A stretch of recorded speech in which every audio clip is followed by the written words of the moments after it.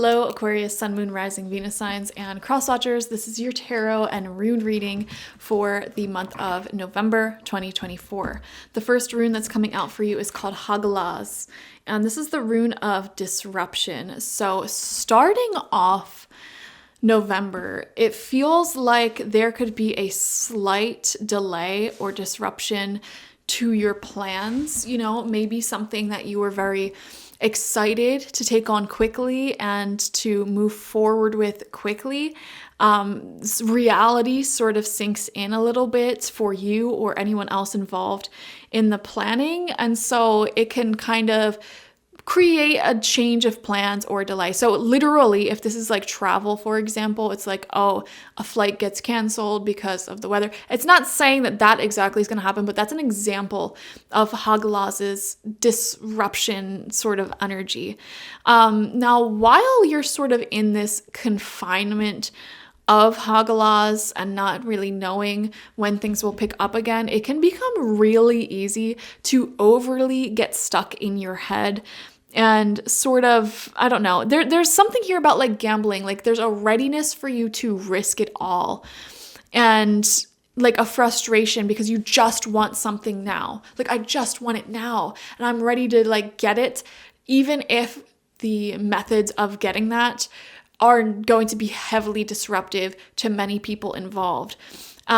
And so honestly, the influence of Hagalaz is not a bad influence because it's saying if you just sit tight and use this time for yourself, you know, and try not to be impatient with the uncertainty that currently exists in your life, you will win in these circumstances. You will get a much better outcome, honestly, if you just sit tight and sit through this time of uncertainty. You know, in the meantime, what's something you can do? Maybe you can organize, maybe you can catch up on reading, maybe you can, you know, just pour energy into yourself and making sure that you're your happiest, healthiest version.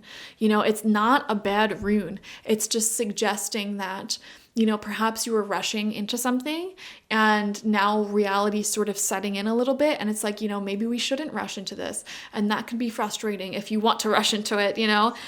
Then right next to that, we have Tiwaz. Now this came out like sort of on its side, but slightly pointing up, which is a good sign. So this is the rune of commitment. And in particular, it is a fire rune for your sex life. Okay. There is clearly, and this is a very masculine rune as well. So if, for example, you're attracted to masculine energy people, there is most likely a very strong and handsome person who is deeply, deeply committed to you, in love with you. And even if you're not attracted to men or masculine energy people, I mean, it just really overall suggests a strong commitment, somebody who is like so deeply committed to you and making things work with you, even if it's not in a romantic sense, even if it's like in a business sense, or, you know, just making some sort of vision come true for you. Like, I'm going to take care of you. That's the sort of energy here. So there's like an extreme amount of passion here, bonds that remain unbroken, and also any legal disputes that you may be in can be unfolding in a favored way. Athletics, sports, physical strength, strong this month. This is a great month to work out, to get into sports, things like that, okay? If you keep having your sense of conviction, your sense of, I'm not going to give up on this, no matter what the delays are, I am telling you, you are going to become a big winner in November, guys. Like, for real. Like, if you don't let any disruptions or change of plans or challenges be the thing that breaks you and forces you to say, you know what, I don't want this anymore, you will be successful. Do not give up hope, okay? Okay, just be strong in this time of yours. And then it's like a story that's unfolding with these runes. You have Yera, which is the rune of celebration. And in particular, this is an excellent omen for like literally everything, a major turning point in your life. You know, any misfortune or delays that you've been experiencing begin to fade under the influence of Yera. And it's the successful completion of a project, signing contracts that are very lucrative for you, moving into new homes, good news, an emotional mix of excitement with nervousness as well, because it's like a really, really big turning point in your life. This is also just you reaping in rewards for all of your past good karma and actions and efforts that you have done. And it feels like this is a time of enjoyment, a time of harvest and celebration. Yera is actually linked to Christmas time, ironically. And Hagalaz is linked to Halloween or Samhain. So that's really interesting because those two holidays are like before and after November. So I really just feel like Samhain or Halloween, so like October 31st through November 1st, and then up to Yule/Christmas time, so December 21st through the 25th. In between those dates, it's going to be a magical time for you. It really is. In between those dates, it's going to be a turning point in your life, a major turning point in your life. And I'm seeing a lot of Aquarian folks, I don't know, having these life-changing events happen, even if in the beginning of this time you feel like there is a slight disruption. Actually, if any of you are watching this video before November starts, so like before October 31st, that week before November starts, you may be feeling like a lot of disruptions to plans. You know, like, why isn't this unfolding the way I want to unfold? Why hasn't this happened yet? So if you're watching this during that time, hang tight. Hang tight. I think you're going to see the developments you want starting Samhain. Okay. So first card out, you have the Six of Wands in reverse. Yeah, this is what I'm talking about. Like, this is your success story. This is celebration. And it's in reverse because it's leading up to that moment, up to that energy. Guys, I think that success for you is going to come in a lot more rapidly than I think you realize. I don't know why. I just keep getting this sense like at the time that you are watching this, especially if you're watching this before November actually begins, it just really, really feels like, you know, delays are making you very impatient, or the uncertainty of where your future is going is making you impatient because, you know, you already sense a major turning point in the near future. And so it can bring in a weird energy for you where some of you may be a little bit prone to accidentally self-sabotaging during this time because you just want to go back to that place of peace and certainty in your life. And the air is fraught with so much uncertainty. But it's like, the thing is, the uncertainty is because big shifts in energy, like a big positive turning point is entering, and you know, nobody expects you to be perfectly at peace and calm during this time. So I would pay attention to accidentally self-sabotaging. I would not do that if I were an Aquarius. We have the Hermit. Yeah, take this time, and it won't last long. Like, I just want to emphasize this time won't last long where you feel like there's a disruption to plans or like uncertainty in the air. Like, it won't even last the majority of November. Like, it will only be maybe 1 week or a few days long. That's literally it. And this could even just be the week before November. But during that time, it would be a really good idea to pour your energy and conscious awareness towards yourself, okay? Towards any projects that you're working on, any creative outlets that you have, exercising, being healthy, you know, just whatever you can do to really better yourself, I would do it. Like, I don't know, get into juicing, get into cooking for yourself, get into painting, like whatever you can do to just vibe by yourself and like improve your life as an individual.